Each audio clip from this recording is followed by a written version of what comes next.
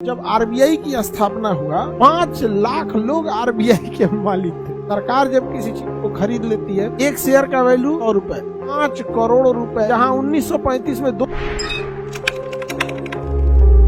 जब आरबीआई की स्थापना हुआ तो 100 रुपया क्या था भैया, शेयर कहिए, 100 रुपया क्या था, शेयर प्राइस था। और कितने लोग इसमें हेल्प किए? 5 लाख लोगों ने। कितने लोगों ने? 5 लाख। सुनिए ध्यान से, 5 लाख लोगों ने, हर एक शेयर का वैल्यू कितना था? 100 रुपये। तो टोटल कितने शेयर हुए? 5 लाख शेयर।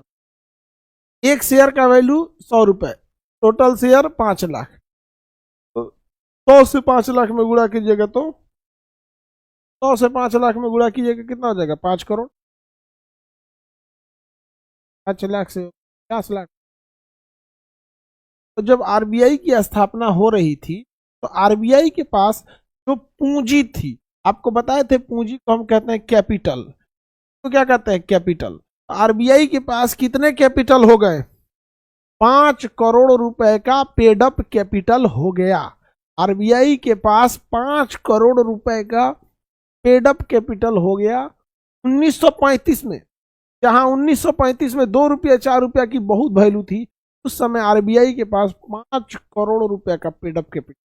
अब इस 5 करोड़ से आरबीआई भली भांति एक दूसरे को लोन दे सकती। तो ये आरबीआई एकदम प्राइवेट बैंक की तरह काम कर रही थी, प्राइवेट संस्था की तरह काम कर रही थी।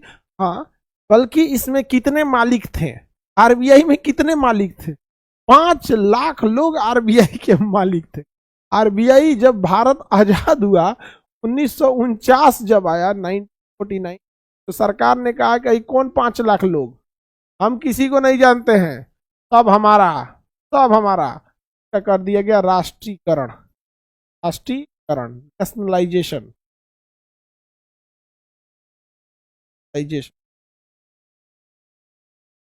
तो बताइए, आरबीआई की स्थापना 1935 में हुई, कितने लोग पैसा लगाए थे?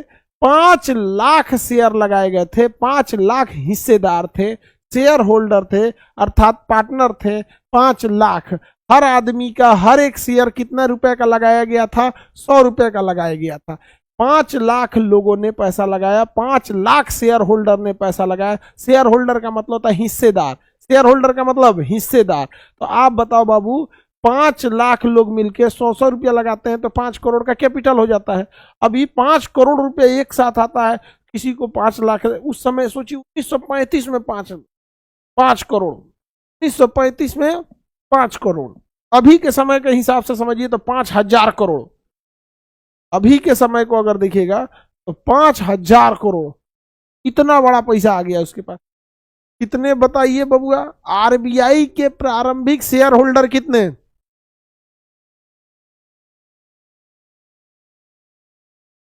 आरबीआई के प्रारंभिक शेयर होल्डर 5 लाख।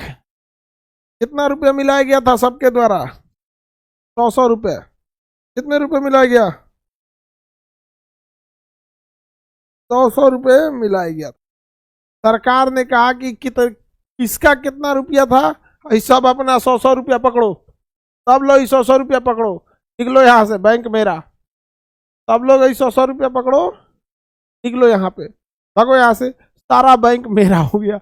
लोगों ने कहा कि अरे भैया, हम लोग पैसा लगाए, हम लोग 100 रुपया मिलके, 5 लाख लोग मिलके 100 रुपया खोले, 5 करोड़ लगाए, बैंक बनाए। अरे भैया, 15 साल बैंक को चलते हो गया, बैंक प्रॉफिट में आ गया है, अब काहे लिए हमको 100 रुपया दे के भगाएंगे? तो सरकार ने कहा चल भाग, चल निकल यहाँ से, सारा चीज मेरा, 100 रुपया थमा दिया, ले निकल यहाँ से, अब बैंक दे दो, बैंक दे दे, इधर बैंक दे दे।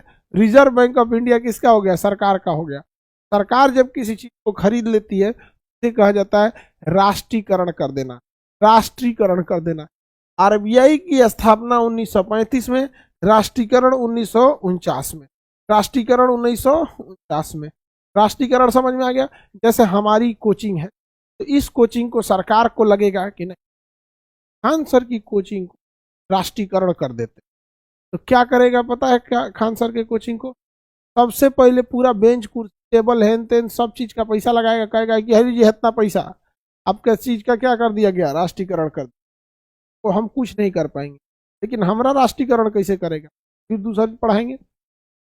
बताइए, आरबीआई की स्थापना 1935 में 5 लाख शेयर होल्डर 100 रुपया मिला के 5 लाख शेयर होल्डर यानी हिस्सेदार 5 लाख लोग, हिस्सेदार जो थे 5 लाख शेयर होल्डर मिलकर 100 रुपया मिला के 5 करोड़ रुपया कैपिटल बनाते हैं। आरबीआई अच्छे से चल जाती है, परफेक्ट काम करती है। 11 साल हो जाते, लगभग 15 साल हो गए। देखिए 1935 में स्थापना और 1949, तो 15 साल बाद सरकार कहती है पकड़ पकड़ 100 रुपया निकल यहाँ से, और राष्ट्रीयकरण हो जाता है और सरकार के अंदर में आ जाता है आरबीआई। तो स्थापना 1935 और ये राष्ट्रीयकरण 1949, 1 जनवरी 1949, 1 जनवरी 1949।